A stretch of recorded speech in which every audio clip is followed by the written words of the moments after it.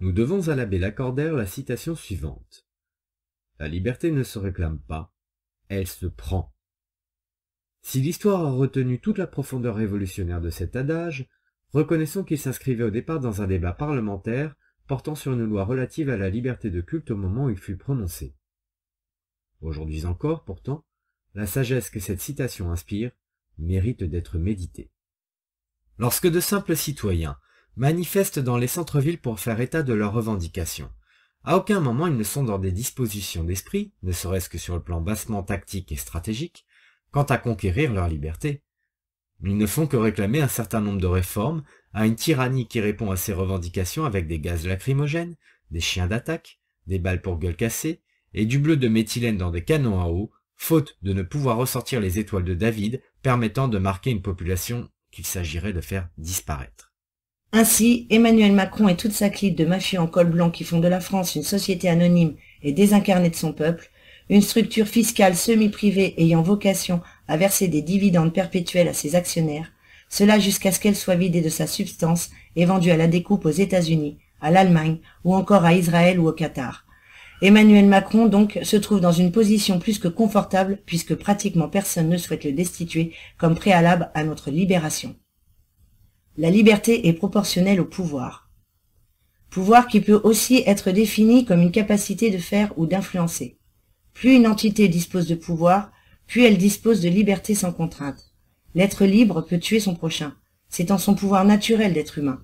Nous sommes en fait tous dotés d'immenses pouvoirs individuels que nous réprimons depuis des millénaires par un ensemble de préceptes moraux qui permettent d'harmoniser nos relations et faire société.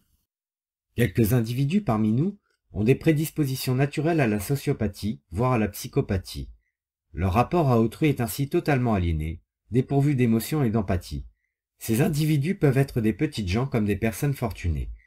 Il n'y a ainsi pas de différence fondamentale dans la psychologie d'une horde ensauvagée qui roue de coups une personne dans la rue, avec un groupe d'individus qui, depuis le sommet de l'État, ordonne à des préfets de réprimer dans le sang une opposition politique, cela tout en armant des terroristes en Libye ou en Syrie et en contribuant à la boucherie qui sévit au Yémen. Les uns et les autres n'ont plus aucune empathie pour les êtres humains. Les tuer et les martyriser ne leur inspire aucune émotion, sinon peut-être une exaltation morbide. Toute la puissance de ces individus s'est déversée sur d'autres qu'eux, et ils jouissent de pouvoir écraser à leur guise qui leur déplaît. Une société rationnelle ne fait donc aucune différence entre de tels individus, qu'ils soient revêtus d'un costume cravate ou d'un survêtement. Elle se doit de se défendre avec une égale vigilance contre de telles cellules cancéreuses qui se répandent en elle. Les lois du code pénal permettent de sanctionner des crimes de sang, de trahison, de financement du terrorisme ou d'agression, indifféremment de leurs auteurs. Dans un état de droit qui se respecte, un despote ayant usurpé un mandat électif par le jeu d'une propagande médiatique illégale en sa faveur, ainsi que par l'entremise de financements douteux, qui se rend coupable de crimes de trahison, de financement du terrorisme et d'oppression caractérisée de son opposition politique, un tel tyran se doit d'être destitué et jugé pour ses crimes. Il n'y a donc rien à réclamer à un criminel. Nous sommes là pour le destituer, c'est-à-dire le défaire de son pouvoir, pour reconquérir notre liberté. Car de la défaisance de son pouvoir succède l'institution de la volonté du peuple souverain. Nous savons déjà ce qui est exigible pour nos enfants. La restauration de notre indépendance nationale vis-à-vis de l'UE, l'euro et l'OTAN, la démocratie dans notre constitution et celle que nous nous promettons de rédiger collectivement dans l'avenir. Nous voulons renationaliser tout ce qui nous a été volé et traduire en justice les corrupteurs et corrompus. Nous voulons un revenu d'existence digne et garanti dans le cadre d'un contrat de société qui anticipe et prévienne les pénuries à venir, tout en prenant grand soin de la biodiversité de nos territoires. Nous voulons plus que tout rester maîtres de nos destinées et ne plus subir l'arrogance et le mépris des usurpateurs qui croient pouvoir nous soumettre, et c'est pourquoi nous allons les neutraliser. La liberté ne se réclame pas, elle se prend. Samedi 4 mai prochain, à 13h30, face au siège de BFM Télévisions, nous organisons un rassemblement pacifique. Suite de quoi, nous nous dirigerons vers le groupe France Télévisions puis Radio France, qui font tous deux partie intégrante du service public de l'information politique, payé avec nos impôts. Nous exigerons alors de pouvoir jouir d'un large temps d'antenne afin de diffuser nos informations politiques et faire lecture du réquisitoire d'Emmanuel Macron au peuple français. Nous prononcerons alors un appel à nos soldats, magistrats et fonctionnaires à se placer sous la protection de l'article 7 de la Constitution afin de garantir la continuité de l'État. Cette disposition constitutionnelle permettant au président du Sénat d'assurer l'intérim de la présidence de la République et d'organiser sous quelques semaines de nouvelles élections présidentielles. Nous ne réclamons rien à nos fonctionnaires du service public de l'information. Nous les payons, nous les commandons, et eux disposent. Ils n'ont aucune liberté éditoriale à revendiquer, sinon celle que le peuple souverain lui édicte. Tout journaliste peut travailler de façon indépendante ou rejoindre un média privé s'il le souhaite. Un fonctionnaire du service public de l'information ne peut être un militant politique qui détourne les moyens de l'État pour faire propagande de ses opinions particulières. Un fonctionnaire du service public de l'information n'a pas à décider de ce qui peut être entendu ou non sur les canaux audiovisuels publics. Il n'a pas à décider de ce qui est juste ou non, acceptable moralement, politiquement ou économiquement. Le peuple souverain se fout de ses opinions personnelles et de ses revendications éditoriales. Un agent de l'État sert uniquement les intérêts du peuple souverain, y compris en matière de diversité et de qualité d'information politique, économique et géopolitique, cela afin de garantir le vote en conscience des Français dans une démocratie libre et non faussée. Cela fait des décennies que nous subissons leur propagande, leur mépris de classe, autant que leur censure, sans que jamais nous eûmes à les inquiéter. Ce temps-là est révolu. Nous devons désormais assiéger le premier pouvoir capable d'influencer l'incarnation de tous les autres.